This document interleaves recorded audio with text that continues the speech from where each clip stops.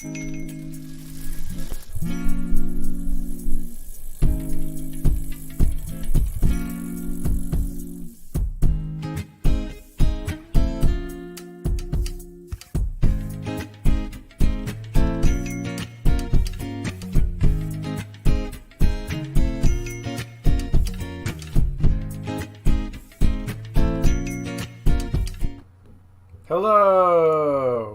Hi, Jesse.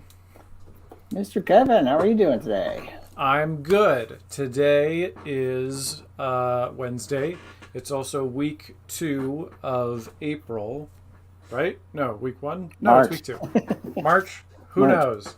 One of those days. It feels like Bike to Work Day is tomorrow. That's Coming where my fast. brain is. So, because it's March, we've this month has been designated Bike Theft Awareness Month. It is, yes. And so last week, we had on 2 members of the Bike Coalition who talked about bike trackers, little electronic devices that you can use to find your bike after it's been stolen. Today, I wanted to talk about what you can do to your bike before it is, don't want to say inevitably stolen, but what that makes me think of is I was looking for people to interview who have never had a bike stolen before. And Did you find any? I did, Oh, wow. but it was rare. It's hard to find someone who has no experience with it at all. I have definitely had a bike stolen, and it's never fun. And one of the things that I emphasize in the classes that I talk about is this idea of bike theft prevention.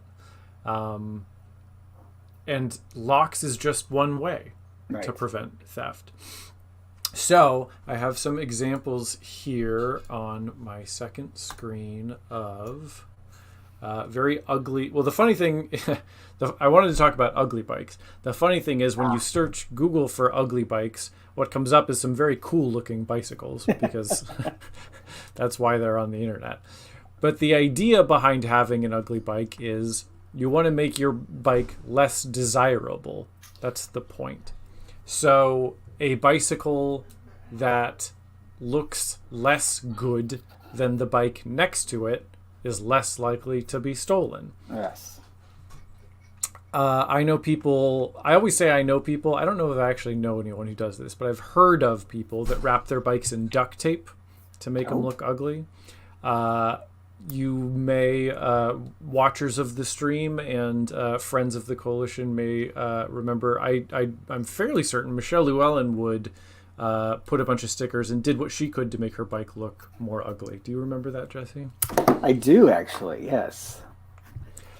So these are all pretty cool looking bikes, but the idea is having an all chrome, shiny, cool looking, flashy bicycle means that one is a bike that's going to attract attention and therefore is more likely to get stolen.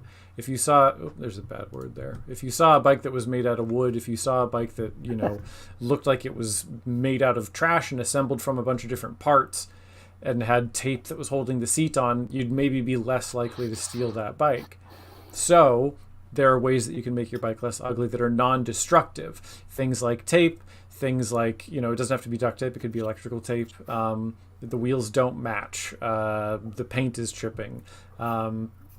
It's just cosmetic, but it makes your bike less desirable. So that's my number one reason or way to prevent bike theft, make your bike more ugly. The joke I always remember is that if you're with a group of people and you're running away from a bear, you don't have to be the fastest person. You just can't be the slowest person. You're right. You have to be faster than the other person. Whoever's next to you, right? Yeah. So that concept works with bike theft as well. You don't have to be the ugliest bike. You just have to be less ugly than some of the other ones. Because bike locks are great, and obviously we're always going to recommend that you have a nice heavy-duty lock. There's no such thing as a perfect lock. There's no such thing as a lock that is unable to be cut. There's no such thing as a lock that is unable to be picked. I won't show it now, but I recommend checking out a YouTube page. A guy, he's the lock picking lawyer. Have you heard of this? Yes. I've watched some of his videos. They're interesting, and for me, they're all good reminders that these security devices are only as good as they can all present the appearance of security, right? And some are better at doing that than others, but with the right tools, with the right knowledge, there's no such thing as a lock that can't be completely cut. I mean, they make these huge, heavy, you've seen them, like kryptonite. I mean, this is, absurd looking. That being said, with enough time, with enough energy, with enough knowledge, you can absolutely cut through a lock like this. And you can even see it's not actually that thick. It's just the outer shell. Yeah. I think my chain lock is probably weighs 5 pounds because it's super thick and heavy. Yeah, and so with e-bikes and being able to use the bike to carry more weight, it's now less of a previously maybe I wouldn't have taken the 20-pound chain and worn it over my shoulder. It makes you look cool like Mad Max, but it is heavy. So with the e-bike, put it in the basket, and then you can carry a thicker lock as opposed to the thinner kind. So we talked ugly locks and the fact that no lock is perfect. The other point that I wanted to mention was that the other way to make your bike less desirable is to make it less of a bicycle, especially if you're leaving the bike locked up in a place where you don't have your eyes on the bicycle. Because that's the other point, I think, is that the number one way to prevent bike theft is to never stop touching the bicycle and always have it, within arm's reach. The time when you can't do that, one of the things that I know of people doing is literally, because a lot of bikes have a quick release, taking the seat and the seat post off of the bicycle and then taking that into the building with you. Because I, as a bike thief, see a bicycle that it might be not too much trouble for me to cut the lock off of, but when I see that bike doesn't have a seat on it, then I'm less likely to steal that bicycle. You might think that it's already been vandalized. So yeah, absolutely. I don't want to touch that now. E-bikes, I know they pretty much everybody, if they are the type with the removable battery, they almost always recommend taking those off. Is that your experience? Yes, although I still had an e-bike stolen that had the battery missing. Oof. So it doesn't always deter them. Potentially, and again, maybe I'm wrong, but I feel like I've heard anecdotally that if you're taking each part of an e-bike a la carte, the battery is the most expensive part of the bike. It is. Those things tend to cost about $500 or so. Oof. Are we ever going to get that e-bike subsidy? Is that still something that's happening? I believe it went through. Who do I blame for not getting a check for $2,000 every time I buy an e-bike? That's what I want to know. Taking the seat off works, taking the battery off works, taking the wheel off. Again, a part of the bike that has a quick release, like the seat. This isn't true of all bikes, obviously, but if you're able to walk around your office with the wheel, bring the wheel into your cubicle, bring the wheel into your office, then your bike is sitting outside and it's unable to be ridden by someone. Does that mean that it's impossible for someone to steal it? Absolutely not.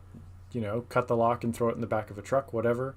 But the whole point of all of this is making it less desirable, making it less easy to, There's no lock that's perfect. There's no such thing as a lock that can't be cut or picked. So doing what you can to reduce the likelihood that someone even looks at your bike in the first place is the best way I know. Do you have any advice on locations? Like what other things deter people from stealing a bike? Yeah, it's funny. I know of the idea that if you put your bike in a public place, then it's less likely to be stolen. I'd hesitate to go searching for it right now, but I remember seeing a guy on the internet who tested this theory by locking his own bike in a public place on a public street, leaving, and then coming back and stealing his own bike. And he did it while wearing an orange vest, but just walked up to the bike with bolt cutters and cut the bike and walked away. This is with crowds of people walking by. And there's no way that no one would know that this is his bike. And it's, the two ways, if you ever need to get into a place that's restricted, the two best ways I know of are, one, an orange vest, or two, a clipboard. And if you can combine the orange vest and the clipboard, you could walk into backstage at almost any concert. I bet. So the same could be said for stealing bikes. Is if you look like you know what you're doing, and if you look like you're supposed to be there, then it doesn't matter how public of a place it is. You can cut a lock and walk off with that bike, no trouble. That being said, it's obviously better than locking it underneath a bridge where no one can see it. Right. And there's not going to be any substitute for being able to see the bicycle. Again, it's not going to prevent it, because a lot of the times that I know of that people have had bikes stolen are times that they feel like, I'm just going to I'm going to turn around, I'm going to order my coffee, it's going to be outside just on the other side of the glass, and therefore I don't need to lock it. Those are the times that bikes absolutely do get stolen. But making sure that it's in your line of sight at all times is something that's going to be helpful. There are more and more offices and workplaces that are providing dedicated bike parking. Bike lockers are a thing that exist. An underground garage that has a place specifically for bicycles is something that I've seen more and more. So those are great places. It's designated for bikes. If you see a bunch of other bikes locked up in a place, that's probably a good place for you to put yours as well. Again, not a guarantee, but something to look for. Do you have any recommendations for like multiple locks? Do you think having more than one lock is actually worth it? I think so. I mean, again, with electric bicycles, weight is less of an issue. True.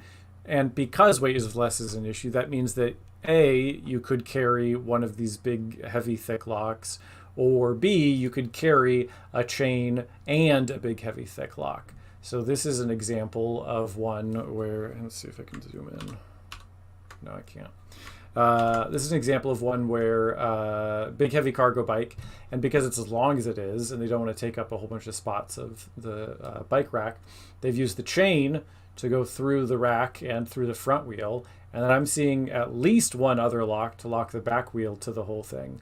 And that's not uncommon, and that's advice that I've given out in the past, is a combination of not something this thin, but a flexible cable style lock combined with a U style lock. Mm-hmm.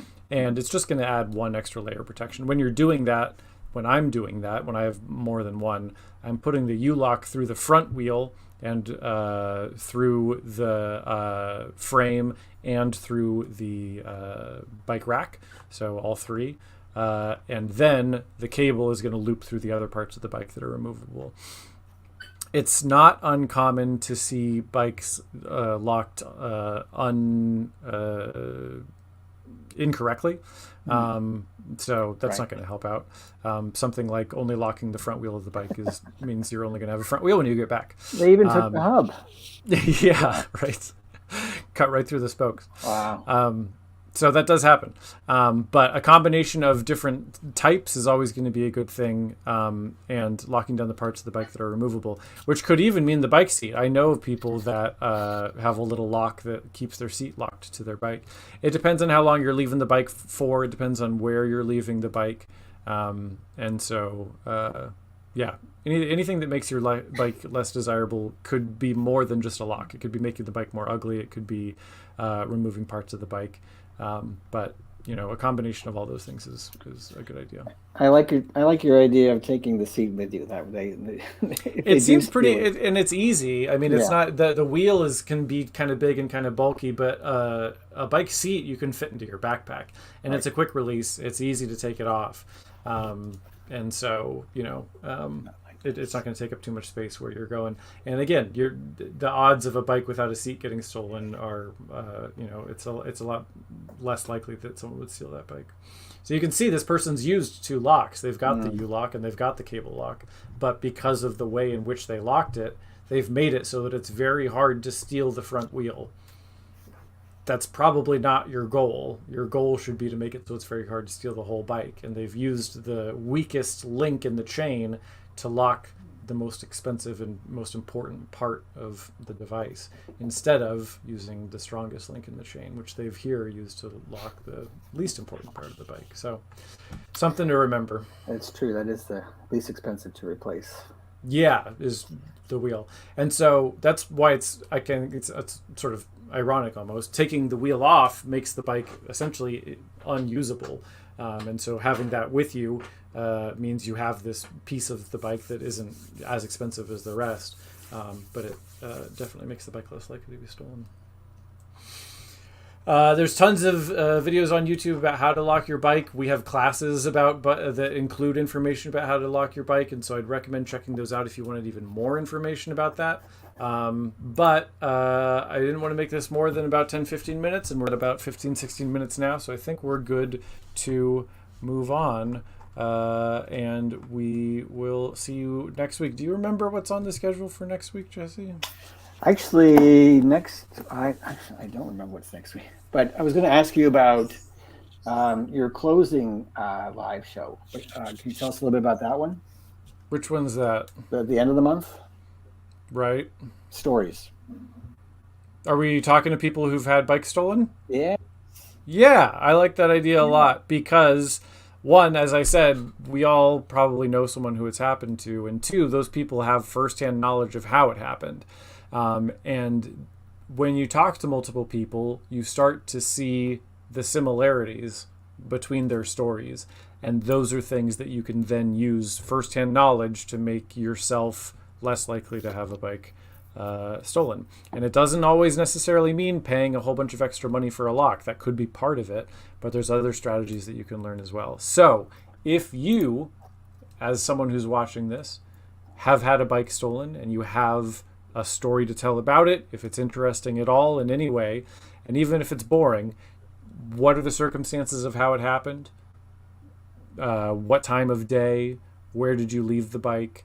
For how long was it left? Those are pieces of information that I'd like to gather up and put in one place and see if we can all sort of help each other prevent these types of things. So if you know that, feel free to leave a comment on this video or send us a message.